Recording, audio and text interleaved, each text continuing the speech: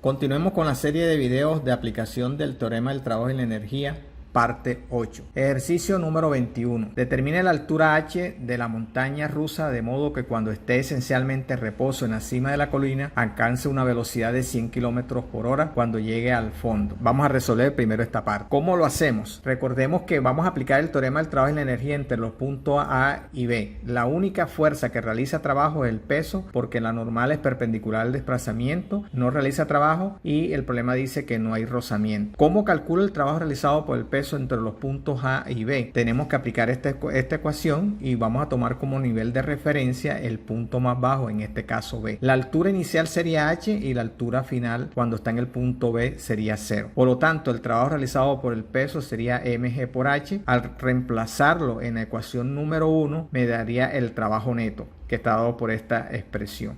Es necesario calcular el trabajo neto para poder determinar la altura h en ese punto. Ahora necesitamos calcular el cambio en la energía cinética entre los puntos A y B. Recuerde que partió del reposo y el cambio en la energía cinética es debida únicamente en el punto B y está dado por la expresión número 3. De acuerdo con el teorema del trabajo y la energía, las ecuaciones 2 y 3 son iguales, así que la igualamos y podemos de esta expresión, nótese que podemos determinar la altura requerida h de la montaña rusa. Basta simplemente despejar y se puede cancelar la masa y ese sería el valor de h. La velocidad está en kilómetros por hora, tengo que pasarlo a metros por segundo. Al reemplazar los datos en esta última expresión nos daría que la altura requerida es de 39.3 metros. Ahora vamos a resolver la parte B del problema, cuál debería ser el radio mínimo de curvatura ρ en el punto B, de modo que los pasajeros no experimenten una fuerza normal mayor a k veces su peso. O sea que la normal en el punto B no debe ser mayor a k veces mg. El problema nos dice que k vale 4. ¿Cómo resolvemos esta parte del problema para determinar el radio de curvatura? En el punto B, cuando el pasajero se encuentra en la parte más baja, la posición que se muestra es la resaltada en la pantalla. ¿Qué fuerzas están actuando en dicho punto? Por supuesto, la fuerza normal que está dirigida hacia arriba y otra fuerza que experimenta sería su peso. Debemos elegir un sistema de coordenadas apropiadas y la escribimos de esta forma sabiendo que la aceleración hacia arriba sería la positiva, la centrípeta. En este caso sería el peso hacia abajo, como habíamos dicho, y la fuerza normal en el punto B. La sumatoria de la fuerza centrípeta, la dirigida hacia el centro, hacia arriba, son las positivas. En este caso la normal sería positiva y el peso es negativa. La diferencia de esta sería la masa por aceleración centrípeta.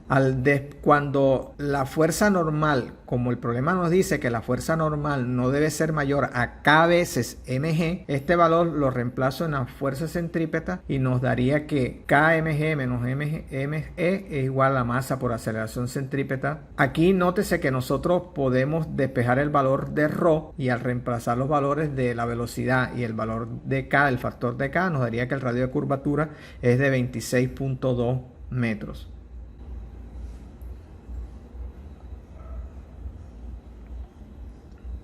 Ejercicio número 22. La bola de masa m de tamaño insignificante se dispara por la pista circular vertical utilizando el émbolo de resorte de constante conocida. El émbolo mantiene el resorte comprimido a una distancia delta cuando x igual 0. Determine qué distancia debe jalarse hacia atrás y soltarse para que la bola comience a salir de la pista cuando el ángulo es de 135 grados. ¿Cómo resolvemos este problema? Para eso vamos a ilustrar un diagrama de cuerpo libre justo en el momento en que la partícula pierde contacto con el carril, o sea, en el punto más alto, en el que le he anotado con el punto B. Parte en A y llega al punto B donde sale. ¿Qué fuerzas están actuando en el punto más alto? Por supuesto, la fuerza normal. El sistema de coordenadas lo hemos elegido de esa forma para hacer coincidir el eje Y con el radio de giro. El ángulo que forma la normal con el radio es el ángulo θ. Es necesario determinar los ángulos correspondientes. El peso es otra fuerza que está actuando y está dirigida hacia abajo. Necesitamos calcular el ángulo que forma el peso con uno de los ejes coordenados. En este caso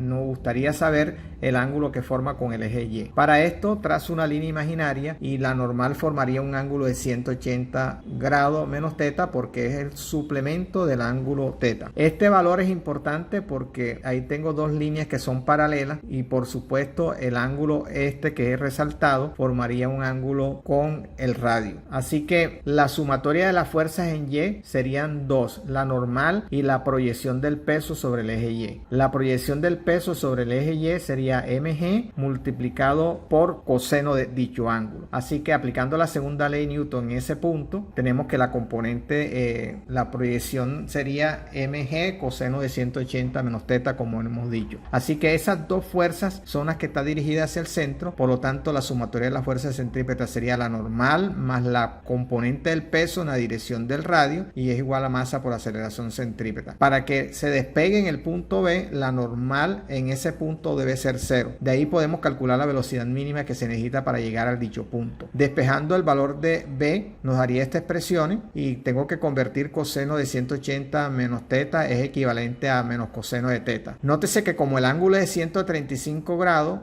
coseno es negativo, con el menos no hay problema en el radical. Los datos del problema son los que aparecen en pantalla y la velocidad mínima que se requiere para desprenderse en el punto B es ese valor 3.224 metros por segundo. Ahora necesitamos determinar la distancia X que debe jalarse hacia atrás y soltarse para que la bola comience a perder contacto en la pista cuando el ángulo es de 135 grados. ¿Cómo resolvemos este problema? Para eso nos ubicamos en los puntos A y B y tenemos que aplicar el teorema del trabajo y la energía, verificar qué fuerzas están actuando en la masita mientras se mueve. Una de ellas es el peso, porque el punto A y B están a diferentes alturas, y otra por supuesto es el resorte quien la impulsa. Así que vamos con un paso y calculemos el trabajo realizado por el peso. Para calcular el trabajo realizado por el peso, esa es la expresión resaltada. Tomamos como nivel de referencia el punto más bajo. En este caso nos ubicamos A para que la altura en A sería 0 y la altura en B sería la siguiente. A ver, aquí por construcción determinamos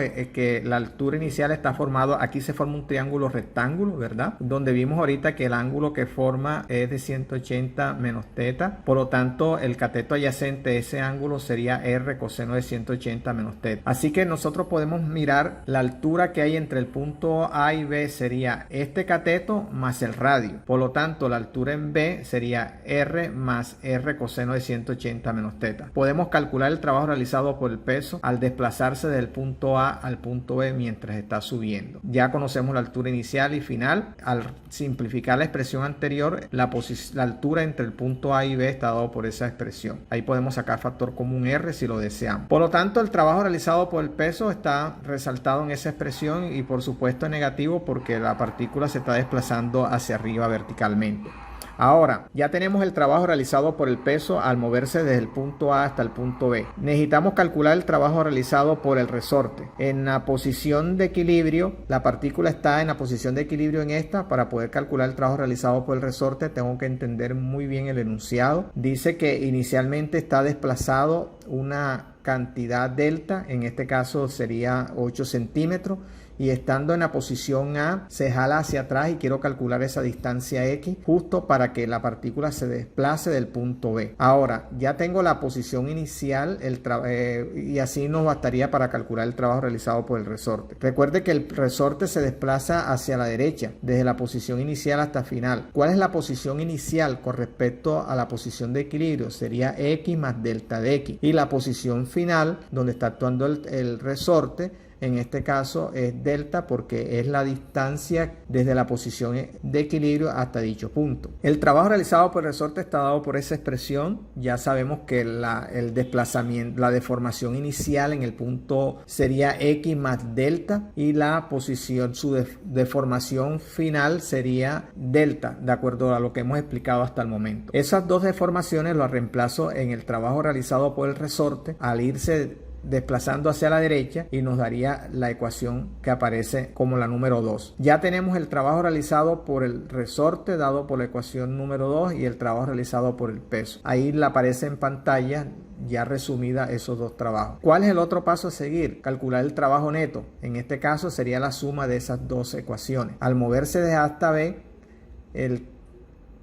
el trabajo neto está dado por la suma de 1 y 2 y la hemos anotado con ecuación número 3. Ahora lo que nosotros, para poder determinar la distancia X que debe jalarse hacia atrás, vamos a calcular el cambio en la energía cinética entre el punto A y el punto B. Ya tenemos el trabajo neto, el cambio en la energía cinética sería la diferencia entre la posición final menos la posición inicial. Recuerde que en el punto A está comprimido el resorte una cantidad delta, pero partió del reposo, así que la energía cinética en el punto A sería 0 y la energía cinética en el punto B es un medio de m por la velocidad de v al cuadrado. Esta velocidad en el punto B ya la calculamos ahorita en el apartado anterior. De acuerdo al teorema del trabajo y la energía, las ecuaciones 4 y 5 son iguales, por lo tanto las igualamos y ahí se ve fácilmente que podemos simplificar un poco más al reemplazar los datos del problema y teniendo en cuenta la velocidad que hallamos ahorita en el punto B.